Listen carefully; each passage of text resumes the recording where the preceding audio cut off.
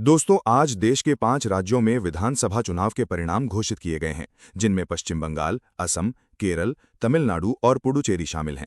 दोस्तों, पश्चिम बंगाल में Bharatiya Janata party BJP ने 198 सीटें जीतकर और 9 सीटों पर बढ़त बनाकर कुल 207 सीटों के साथ सबसे आगे रहते हुए स्पष्ट बहुमत की ओर कदम बढ़ाया है।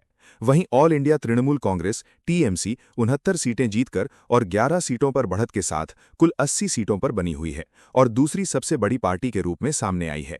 इसके अलावा भारतीय राष्ट्रीय कांग्रेस आईएनसी और आम जनता उन्नयन पार्टी एजेयूपी को 2-2 सीटें मिली हैं, जबकि communist party of India Marxist CPIM और all India secular front AISF को 1-1 सीट प्राप्त हुई है।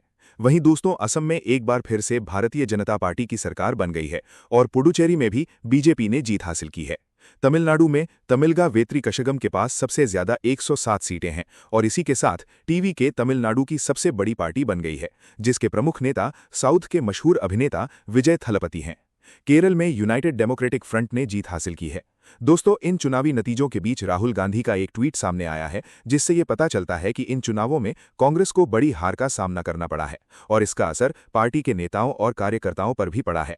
दरअसल दोस्तों, रात करीब 10 बजे राहुल गांधी ने अपने एक्स यानी ट्विटर अकाउंट पर ट्वीट करते हुए लिखा कि असम और बंगाल में चुनाव भारतीय जनता पार्टी बीजेपी ने भारत निर्वाचन आयोग ईसी की मदद से चुरा लिए हैं।